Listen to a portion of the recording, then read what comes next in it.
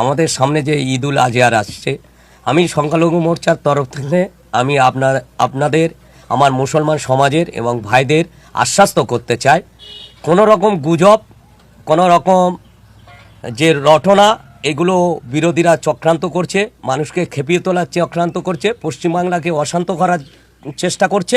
এই সমস্ত ফাঁদে আপনারা পা দেবেন না।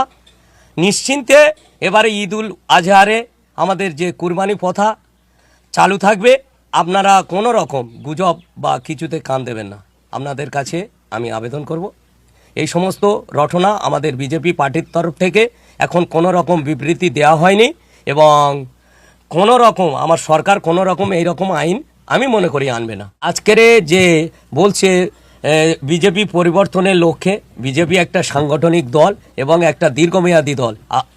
আপনাদের বলি, এই সোশ্যাল মিডিয়ার মাধ্যমে 78-এর চ্যানেলের মাধ্যমে যে আজকের লং টাইম পার্টি যে গুজরাটের মতো জায়গায় 26 বছর এবং মধ্যপ্রদেশের মতো জায়গায় 26 বছরের কাছাকাছি রাজত্ব করছে বিজেপি পার্টি, এসে এই যে খুনোখুনি দাঙ্গাদাঙ্গি, এটা বিজেপির যারা কর্মী তারা কেউ নয়, রাতারাতি কিছু জামা বদল করে টিএমসির লোকেরা ঢুকে গিয়ে তারা বিজেপিকে বদনাম করার জন্য চেষ্টা করছে। এই সমস্ত খুনোখুনি মারামারি তারা রটাচ্ছে। এর সঙ্গে আমাদের নেতা শ্রমিক ভট্টাচার্য, তিনি যে বিবৃতি দিয়েছেন, স্পষ্ট নির্দেশ দিয়েছে যারা করেছে তাদেরকে পুলিশ দিয়ে অ্যারেস্ট করাচ্ছে, এবং প্রত্যেকটা মানুষের, আমাদের নেতৃত্বরা, আমরা বিশেষ করে প্রত্যেকটা মানুষের কাছে যাচ্ছি, তাদের কাছে বার্তা দিচ্ছি, কারো দোকান ভেঙে দিয়েছে চুরমার করে এই দোকান খুলে দিচ্ছি, এবং অন্যান্য জিনিস যে সমস্ত সম্পত্তি তারা দখল করার চেষ্টা করছে,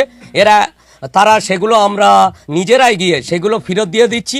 আর পুলিশকে কড়া হাতে দমন করার জন্য বলেছে। এরা অ্যাকচুয়ালি দুষ্কৃতী। এই দুষ্কৃতীদের খতম করার জন্য মানুষ পরিবর্তন এনেছে। এই দুষ্কৃতীরা কোনো দিন আমাদের বিজেপি পার্টিতে ঠাঁই পাবে না, আপনাদের বলতে চাই। কিন্তু একাধিক জায়গাতে আমরা দেখছি যে তৃণমূলের পার্টি অফিস সব দখল করে নিচ্ছে আইএসএফ অর্থাৎ এবং বিজেপি, এগুলো আপনি কীভাবে দেখছেন?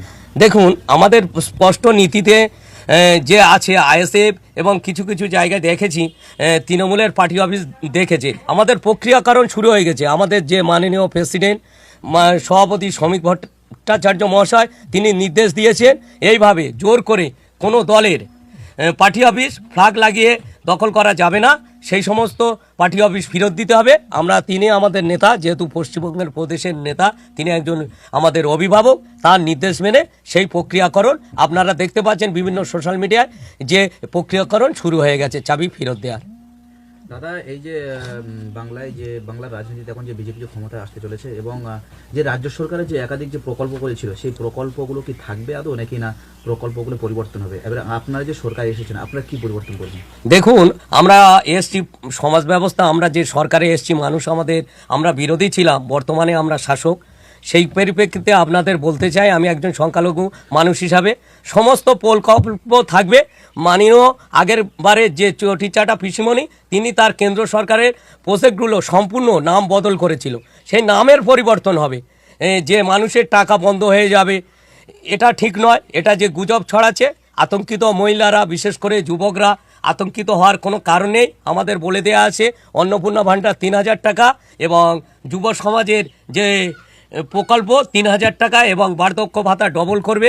সমস্ত প্রকল্প চালু থাকবে, এবং 21,000 টাকা করে আমাদের যে মাতৃকালীন টাকা দেওয়া হবে, প্রত্যেক গর্ভবতী মায়েরা পাবে। এতে কোনো সন্দেহ নেই, কোনো আতঙ্ক হওয়ার কিছু কারণ নেই। এগুলো সম্পূর্ণভাবে বিজেপিকে চক্রান্ত করার জন্য তৃণমূলরা গুজব ছড়াচ্ছে, আমি বলে মনে করি। কিন্তু রাজ্য সরকার, রাজ্যের মুখ্যমন্ত্রী মমতা বন্দ্যোপাধ্যায়, তিনি এখনো পর্যন্ত তিনি বলে আসছেন যে বিজেপি 100 আসনের সিট, 100-র অধিক সিট চুরি করে কিন্তু বাংলায় ক্ষমতা এসেছে। তিনি আবার পুনর্নির্বাচন করতে তিনি আবেদন করছেন, সুপ্রিম কোর্টে গিয়েছেন। কি বলবেন? আমি বলি, আমাদের বিজেপি একটা সাংগঠনিক দল, মানুষ জোটবদ্ধ হয়ে এখানে পশ্চিমবঙ্গ ক্ষমতা দিয়েছে। উনি এমন একটা নারী, অহংকারী মহিলা, এমনভাবে মানুষের মধ্যে এমনভাবে থাকতে চায়, নিজের ক্ষমতাকে তুলে ধরতে চায়, ইগোটাকে তুলে ধরতে চায়। সেই জন্য তিনি তার জেদটাকে বজায় রাখার জন্য, আমি মনে করি ব্যক্তিগতভাবে কোনো দিন ইভিএম হ্যাক করা যায় না, এবং কোনো পৃথিবীর কোনো ইঞ্জিনিয়ারিং তা পারবে না। এবং আমরা মানুষ যে জোট বেঁধেছে, তার অনেক আভাস আগে পেয়ে গেছি। এবং আমি মাইনরিটি মোর্চার তরফ থেকে বলি, মুসলিম সমাজে যে সমস্ত মুসলিম অঞ্চল আছে, আমাদের প্ল্যান ছিল প্রত্যেকটা মুসলিম সমাজের কাছে অলিগলিতে পৌঁছে যাওয়ার। মুসলিম সমাজের কর্তারা তারা হচ্ছে এখানে আমাদেরকে নাম নথিভুক্ত করেছে, তারা আমাদের পিছন থেকে আমাদের সাহায্য করেছে এবং তার প্রতিফলন আমরা অনেক মাইনরিটি জেলা আছে সেখান থেকে বিজেপি জয়লাভ করেছে। এবং বর্তমানে বিজেপি বুঝতে পারছেন যে যে সমস্ত আমাদের পার্টিতে সদস্য আছে তারা সামনে এসে তারা কাজ করছে।